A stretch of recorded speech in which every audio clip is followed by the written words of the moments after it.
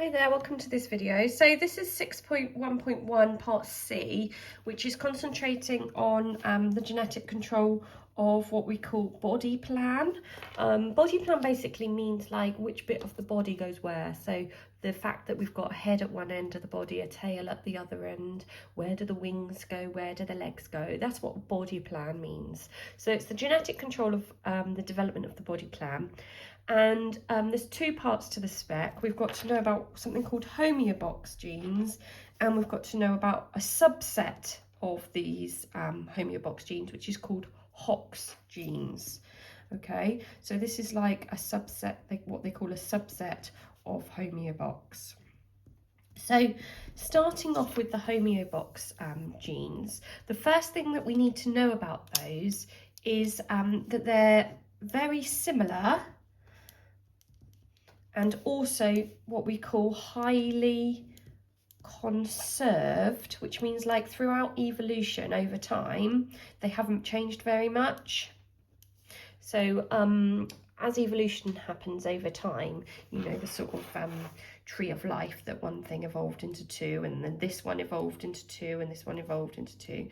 Yeah, this is really highly conserved throughout history. This gene sequence has stayed the same.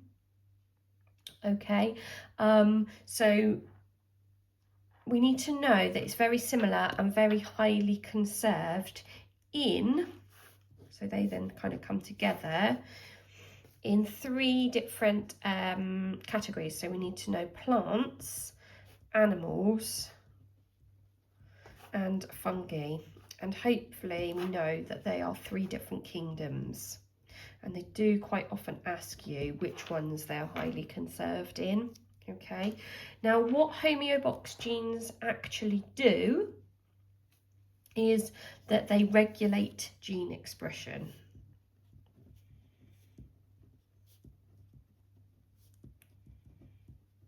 Okay, so that's what the specification says. And then it says we also need to know that HOX genes are a subset of homeobox genes, and that these specifically control body plan. Okay, so getting those kind of separate in your mind can sometimes be a little bit tricky. One of the things that they do like to ask a lot is like they want you to know that genes are obviously made of DNA, like a base sequence, and then that genes code for proteins, which are a sequence of amino acids. And they often ask that, so just make sure you're really aware that these are the two names of the genes. Genes are made of DNA, sequence of bases because they're made of nucleotides. Just make sure you know what they're actually made of. Okay, homeobox genes are actually made of 180 base pairs, and as we know, 3 bases code for 1 amino acid, so they code for a sequence of 60 amino acid. Okay, now when they code for proteins, the proteins that they code for are called homeobox domains.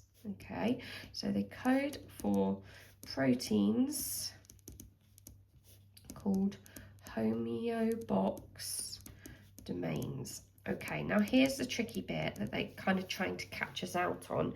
If they code for a protein called a homeobox domain, that is made of amino acids. Okay, so they ask you, what's a homeobox gene made of? DNA. What's a homeobox domain made of? Amino acids. And that's the distinction. They know people get them muddled up, and that's why they ask that. So these homeobox domain proteins are the proteins that then regulate gene expression. That means that they can turn genes on or off. Okay, which we've looked at earlier in 6.1.1. So then we've got these HOX genes, which are what they like to refer to as a subset of homeobox genes. And these are the ones that are specific to controlling body plan, and the spec point, remember, is all about overall body plan.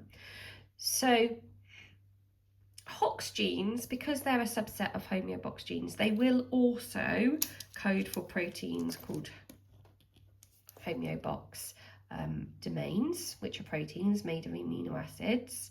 Okay, remember that these can regulate transcription, turn the genes on or off. So we could say that these are transcription factors. All right, so the next thing is, how do they actually work? So it's kind of going back to the earlier part of the spec point. So how does a transcription factor work? Remember that this transcription factor is made of protein, which means it's made of a chain of amino acids. Remember that we could call this protein a homeobox domain. Okay, so it's a protein, it's an amino acid, same thing. Okay, a homeobox domain is a type of transcription factor. All right, so what do they do? So remember that we draw our DNA something like this. So what these proteins will do is they'll bind onto the DNA, transcription factor binds onto DNA, and either they can make transcription happen more or less. Yeah, so they either cause transcription to happen or stop transcription from happening. Okay, so they're controlling whatever genes we've got here. So they're controlling whether those genes are transcribed and translated into protein, or whether those genes are not transcribed and translated into proteins. So if they're controlling whether or not these genes are transcribed, the important thing in how it's going to control body plan is, what do these genes code for? What proteins are these making either get made or don't get made? So these are what we would call developmental genes, because they are genes that control development. Developmental genes. So when transcription is turned on, these genes are transcribed and they're translated into proteins. And these proteins are proteins that control polarity. So if we imagine some sort of animal, if I just draw it something like this, first of all, we can call this end the anterior and this end the posterior. That's a fancy name for saying that this is the front and this is the back. So if we were going to control polarity of the organism that's being developed, what it means is controlling that this part becomes the front and this part becomes the back. So for example, it's going, those proteins that we've coded for just there, those developmental proteins, are going to control the fact that we're going to put the head is going to develop here, that the tail is going to develop here, that a leg is going to develop there, that a wing is going to develop there, for example. Okay, so these are just controlling the polarity of the organism. So as the organism develops, which end of the original ball of cells is going to become the anterior, the front, and which is going to become the back, and therefore where's the head going to develop, where's the tail going to develop, and everything in between, where are the legs, where are the wings, etc, etc. Okay, so that's what we mean by body plan.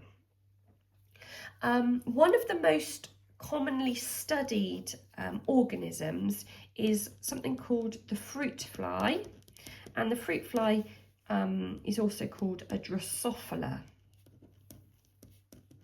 Okay, so it's just a well-studied organism, and the scientists have studied the Drosophila and worked out that these HOX genes are coding for these transcription factors, which are called homeobox domains, and that these transcription factors or homeobox domains are binding to the DNA and controlling developmental genes. And they found out that these developmental genes code for proteins that are controlling the polarity, the anterior to posterior arrangement of organs in the fruit fly. Okay. They've also done some studies on mice. Okay, now it's important that we understand why scientists have used these organisms. So first of all, if we think about the Drosophila, the fruit fly, if we think about the ethics, if you were to test on a primate, you would get much more ethical concern from the public about what you were doing as scientists. Whereas if you use fruit flies, the ethics or the ethical concern is low. Okay. If you think about the ethics of using mice, there is a higher ethical concern,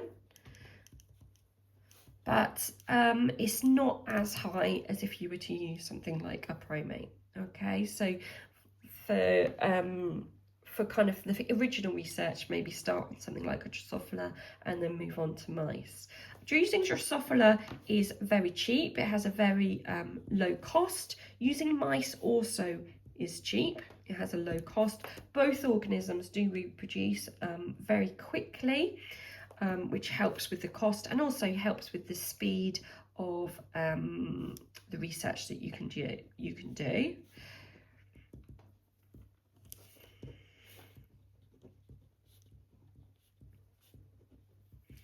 One of the reasons that we use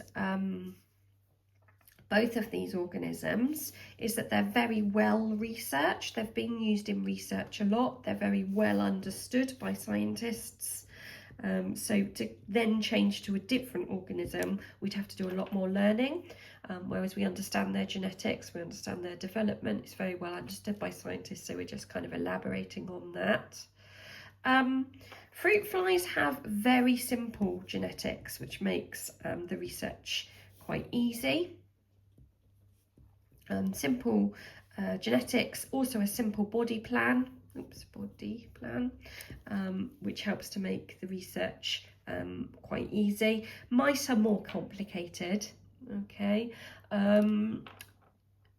Also, when we observe fruit flies, they're very kind of accessible because we can observe the changes using light microscopes.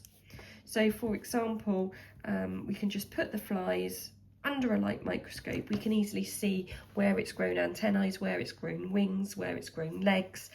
We don't need really that high-tech equipment, and that helps then with the cost as well. One of the reasons why we might use mice is we need to show that the findings that we get from the Drosophila aren't only applicable to the fruit flies or the Drosophila. So by using another species, it can demonstrate that the effects are what we call generalizable, like applicable to more than one species. We're not proving that it applies to every species, but we're showing that it's definitely more than one species. And if you remember back to the start of this video, we said that the homeobox genes are very highly conserved, very similar, haven't changed much during evolution in the kingdoms plants, animals and fungi. So if we're going to make that statement, we obviously need to have investigated more than one species. We need to have investigated more than two species, in fact. But the fact that we've got at least two, at least more than one, shows that we can demonstrate that conservation of base sequence. Okay, so we can demonstrate that the base sequence of the homeobox genes is highly conserved across plants, animals and fungi.